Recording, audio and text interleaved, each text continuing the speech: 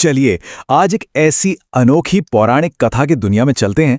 एक ऐसी कहानी जो शक्ति, भक्ति और धर्म के सबसे पेचीदा सवालों को हमारे सामने लाकर खड़ा कर देती है। जी हाँ, हम बात कर रहे हैं अजेय असुर जालंधर और उसकी पतिव्रता पत्नी वृंदा की। तो आइए इस असाधारण कथा की गहराइयों को समझने की कोशिश करते हैं। पर कहानी में आगे बढ़ने से पहले एक बहुत बड़ा सवाल मन में उठता है। क्या वाकई किसी की भक्ति में इतनी ताकत हो सकती है कि वो किसी को भी अपराजय बना दे, जिसे कोई हरा ही ना सके?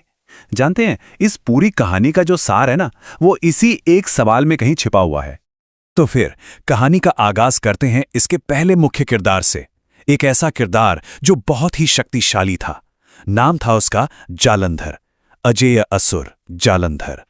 अब जरा सोचिए, जालंधर की पैदाइश ही कितनी असाधारण थी। कहते हैं कि वो किसी माँ की कोख से पैदा नहीं हुआ था, बल्कि उसका जन्म हुआ था भगवान शिव के प्रचंड क्रोध से। जी हां, उनके तीसरे नेत्र से जो आग की ज्वाला निकली, उसे सीधा समुद्र ने संभाला और उसी ज्वाला से एक बालक जन्मा।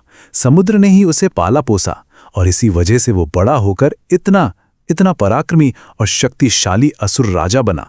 और उसकी ताकत का अंदाजा आप इसी बात से लगा लीजिए कि स्वर्ग के देवता भी उसके नाम से कांपते थे।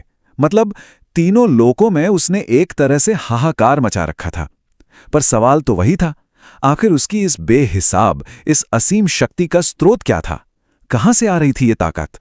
और जानते हैं, इसी सवाल का जवाब हमें मिलता है कहानी के दूसरे सबसे अहम किरदार से। वो थी वृंदा, जालंधर की पत्नी और उसकी अजेय शक्ति का असली गहरा राज। तो आखिर था क्या जालंधर की इस बेमिसाल ताकत के पीछे का रहस्य? कोई खास दैवीय वरदान मिला था उसे, या फिर उसके पास कोई ऐसा चमत्कारी हथियार था? नहीं, इनमें से कुछ भी नहीं। उसकी असली ताकत, उसकी सबसे बड़ी ढाल थी उसकी पत्नी वृंदा की अटूट भक्ति और उसका सतीत्व। है ना कमाल की बात कि एक असुर की सबसे बड़ी ताकत का स्रोत एक देवी जैसी पवित्र स्त्री थी। अब देखिए, ये जो पतिव्रता शक्ति है, ये सिर्फ प्यार या वफादारी नहीं है। ये उससे कहीं ज्यादा, ये एक तरह का आध्यात्मिक सुरक्षा कवच था। मतलब जब तक वृंदा का संकल्प, उसकी पवित्रता अटूट थी, तब तक जालंधर के चारों तरफ एक ऐसी अदृश्य ढाल बन जाती थी जिससे ना कोई हथियार भेद सकता था और ना ही कोई देवता। तो अब एक तरफ तो जालंधर का अत्याचार बढ़ता ही जा रहा था और दूसरी तरफ बेचारे देवता, वो एक बहुत बड़ी दुविधा में, एक मुश्किल में फंस चुके थे। और उनकी मुश्किल ये थी कि एक तरफ संसार को बचाने के लिए जालंधर को हराना जरूरी था, ये उनका धर्म था, लेकिन दूसरी तरफ उसे हराने का रास्ता ही अधर्म से होकर जाता था। मतलब एक पवित्र स्त्री वृंदा के पतिव्रत को तोड़ना, जो कि अपने आप में एक बहुत बड़ा अधर्म था। इसी को तो कहते हैं असली धर्म संकट। वृंदा की भक्ति का तेज इतना जबरदस्त था कि आप सोच भी नहीं सकते। स्वयं महाकाल भगवान शिव भी जालंधर को नहीं हरा पा रहे थे। जब तक वृंदा का सतीत्व, उसका पतिव्रत धर्म कायम था, जालंधर लगभग अमर था। उसे कोई नहीं मार सकता था। अब जब कोई भी रास्ता नहीं बचा, तो सारे देवता भागे भागे पहुंचे सृष्टि के पालनहार भगवान विष्णु के पास। और बस यहीं से कहानी में वो मोड़ आता है जिसकी किसी ने कभी कल्पना भी नहीं की थी। एक छल। भगवान विष्णु ने एक योजना बनाई। हालांकि वो एक छल था। उन्होंने ठीक जालंधर का रूप धारण किया और सीधे पहुंच गए वृंदा के महल। वृंदा ने जब अपने पति को अचानक अपने सामने देखा तो वह भ्रम में पड़ गईं। उन्हें लगा कि जालंधर युद्ध से वापस आ गए हैं। और बस ठीक उसी एक पल में, अनजाने में, वृंदा का जो पतिव्रत धर्म था वो भंग हो गया।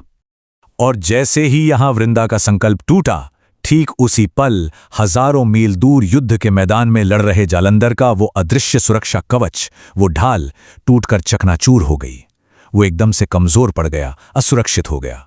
और बस इसी मौके का फायदा उठाकर भगवान शिव ने उसका अंत कर दिया।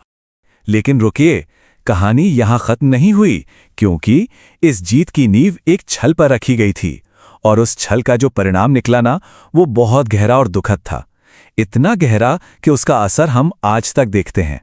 जब वृंदा को इस धोखे के बारे में पता चला, सोचिए, उसका दिल पूरी तरह टूट गया। उस गहरे दुख और क्रोध में उसने भगवान विष्णु को श्राप दे दिया, जिस तरह तुमने एक पत्थर की तरह भावनाहीन होकर मेरे साथ यह छल किया है, तुम भी पत्थर के हो जाओ। और देखिए वृंदा की भक्ति की ताकत, उसका श्राप सच हो गया। भगवान विष्णु पत्थर बन गए और उन्हीं पत्थर रूप को आज हम सब शालिग्राम शिला के रूप में जानते हैं और पूजते हैं। उधर श्राप देने के बाद वृंदा ने अपने प्राण त्याग दिए। वो सती हो गईं, लेकिन उनकी पवित्रता, उनकी भक्ति इतनी महान थी कि वो व्यर्थ नहीं जा सकती थी। कहते हैं कि वो तुलसी के पवित्र पौधे के रूप में हमेशा हमेशा के लिए अमर हो गईं, और शायद इसीलिए आज भी भगवान विष्णु को तुलसी सबसे प्यारी है और तुलसी के बिना उनकी कोई भी पूजा अधूरी मानी जाती है। तो घूम फिरकर हम वापस उसी सवाल पर आते हैं, आखिर इस पूरी कहानी का मतलब क्या है? क्या संदेश लेना चाहिए हमें इससे? देखिए, इस कहानी से कुछ बहुत गहरी बातें सामने आती है। पहली तो ये कि एक स्त्री के संकल्प और उसके सतीत्व की शक्ति वाकई में असीम हो सकती है। दूसरी बात, धर्म और अधर्म की लड़ाई चाहे कितनी भी मुश्किल क्यों ना हो, जीत हमेशा धर्म की ही होती है। और तीसरी और सबसे अहम बात कि सच्ची भक्ति और अटूट विश्वास में वो ताकत है जो कुछ भी कर सकती है। तो चलिए इस चर्चा को एक सवाल पर आकर रोकते हैं। जरा सोचिए, इस पूरी कहानी में धर्म की असली जीत आखिर किसकी हुई? क्या यह देवताओं की जीत थी, जिन्होंने दुनिया को बचाने के लिए एक असुर का अंत किया, या फिर ये वृंदा की जीत थी, जिसकी भक्ति और पवित्रता आज भी, सदियों बाद भी तुलसी और शालिग्राम के रूप में हर घर में पूजी जा रही है? इस सवाल का जवाब अब आपको ही खोजना है।